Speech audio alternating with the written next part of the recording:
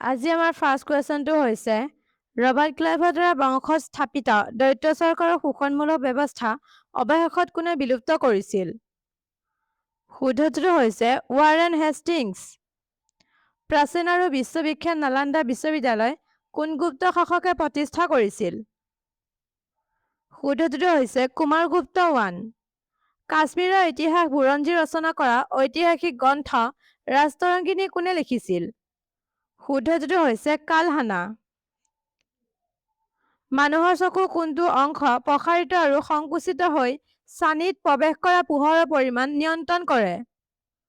শুদ্ধটো হৈছে আইৰেছ। বাক্সাইট কোনটো ধাতুৰ প্ৰাথমিক বাণিজ্যিক আকৰ? শুদ্ধটো হৈছে এলুমিনিয়াম। জীৱাশ্ম জৰিয়তে প্ৰাচীন জীৱৰ বৈজ্ঞানিক অধ্যয়নক কি বুলি কোৱা হয়? শুদ্ধটো হৈছে প্লেণ্টলজি। কোনটো প্ৰয়োজনীয় ভিটামিন গৰমৰ প্ৰতি অতি সংবেদনশীল আৰু খাদ্য ৰন্ধাৰ সময়ত সহজে ধ্বংস হয়? শুদ্ধটো হৈছে ভিটামিন চি। সাধাৰণ চল্টৰ ৰাসায়নিক নামটো কি? শুদ্ধটো হৈছে ছডিয়াম ক্লৰাইড। পিছৰটো প্ৰশ্ন, সুৰক্ষামূলক অৰ্জন স্তৰ প্ৰধানকৈ পৃথিৱীৰ বায়ুমণ্ডলৰ কোনটো অঞ্চলত পোৱা যায়? শুদ্ধটো হৈছে ষ্ট্ৰেটোস্ফিয়াৰ। মানুহৰ শৰীৰৰ কোনটো গ্ৰন্থিয়ে মেলাটনিন হৰমন নিঃসৰণ কৰি টোপনিৰ জাগৰণৰ চক্ৰ নিয়ন্ত্ৰণ কৰে? শুদ্ধটো হৈছে পাইনেল গ্ৰন্থি। পৰ্যায়বৃত্তৰ তালিকাত সৰ্বোচ্চ বিন্দুৰ ঋণাত্মকতা প্ৰদৰ্শন কৰা মৌলটোৰ নাম কি? শুদ্ধটো হৈছে ক্লৰাইড। জাহাজে সাগৰৰ গভীৰতা জুখিবলৈ ব্যৱহাৰ কৰা যন্ত্ৰটোৰ নাম কি? Right answer fathometer. আন্তঃৰাষ্ট্ৰীয় ন্যায়ালয়ৰ মুখ্য কাৰ্যালয় ক'ত অৱস্থিত? শুদ্ধটো হৈছে দি হেগ, নেদাৰলেণ্ড। আমাৰ সৌৰজগতৰ কোনটো গ্ৰহক মৰ্নিং ষ্টাৰ আৰু ইভিনিং ষ্টাৰ দুয়োটা বুলি জনা যায়? শুদ্ধটো হৈছে ভেনাছ। আণৱিক জীৱবিজ্ঞান DNA-ৰ সংক্ষিপ্ত ৰূপটো অৰ্থ কি? শুদ্ধটো হৈছে দি অক্সিৰাইব নিউক্লিক এচিড। ৰমন ইফেক্টৰ যুগান্তকাৰী আৱিষ্কাৰৰ বাবে পদাৰ্থবিজ্ঞানৰ নোবেল বঁটা চি.ভি. ৰমন কোন বছৰত প্ৰদান কৰা হৈছিল? শুদ্ধটো হৈছে 1930 চনত। 1932 চনত নিউটন আৱিষ্কাৰৰ কৃতিত্ব কোনজন বিশিষ্ট পদাৰ্থবিজ্ঞানীক দিয়া হয়? শুদ্ধটো হৈছে জেমছ চেডউইক্স। কোনজন আহোম ৰজাক ইতিহাসৰ দিহিঙীয়া ৰজা বুলি বহুলভাৱে পৰিচিত? শুদ্ধটো হৈছে চুহুংমুং। নেক্সট কুৱেশ্যন, সতী সাধিনী আছিল অসমৰ কোনটো বংশৰ কিংবদন্তীৰ শেষৰ ৰাণী? শুদ্ধটো হৈছে চুতীয়া ডিনেষ্টি। প্ৰথম অসমীয়া ছপাশাল কোন স্থানত আমেৰিকাৰ মিছনেৰীয়ে স্থাপন কৰিছিল? শুদ্ধটো হৈছে শিৱসাগৰ। মুঠ ভৌগোলিক ক্ষেত্ৰফলৰ হিচাপত অসমৰ সৰ্ববৃহৎ জিলা কোনখন? Right answer Karbi Anglong. পিছৰটো প্ৰশ্ন, ইউনেস্কোৰ বিশ্ব ঐতিহ্য ক্ষেত্ৰ থাঞ্জাভুৰৰ মহিমামণ্ডিত বিশ্বদৃশ্য মন্দিৰটো কোনে নিৰ্মাণ কৰিছিল? শুদ্ধটো হৈছে ৰাজাৰাজা চোলা I। কোন বছৰত লণ্ডনত প্ৰথম ৰাউণ্ড টেবুল সন্মিলন অনুষ্ঠিত কৰা হৈছিল? শুদ্ধটো হৈছে 1930। ভাৰতনাট্যম ভাৰতৰ আটাইতকৈ পুৰণি ধ্ৰুপদী নৃত্য। প্ৰধানকৈ কোনখন ৰাজ্যৰ সৈতে এই নৃত্য জড়িত?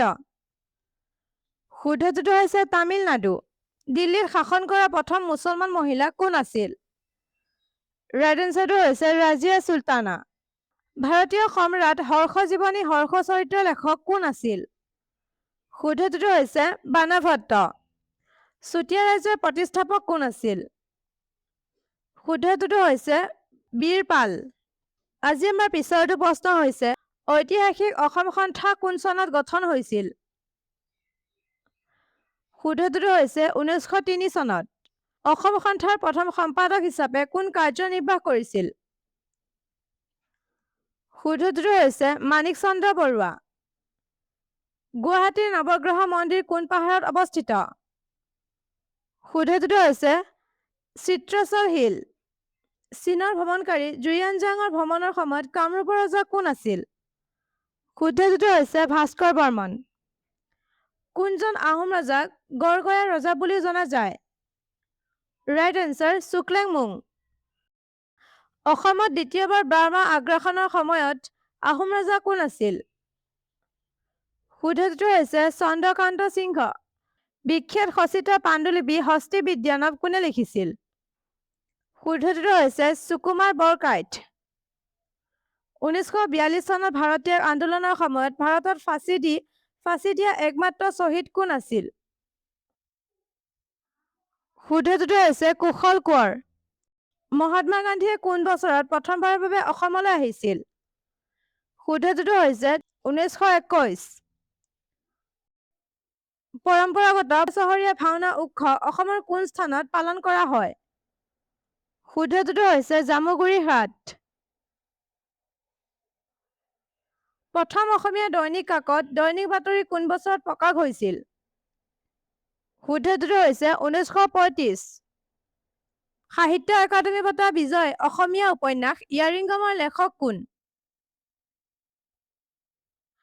শুদ্ধটো হৈছে বীৰেন্দ্ৰ কুমাৰ ভট্টাচাৰ্য। আহোম মুদ্ৰাবোৰ পৰম্পৰাগতভাৱে কি নামেৰে জনাজাত আছিল? শুদ্ধটো হৈছে টাকা। মাগুৰী মোটাপুং বিল নামৰ এটা গুৰুত্বপূৰ্ণ চৰাই অঞ্চল কোন জিলাত অৱস্থিত? শুদ্ধটো হৈছে তিনিচুকীয়া।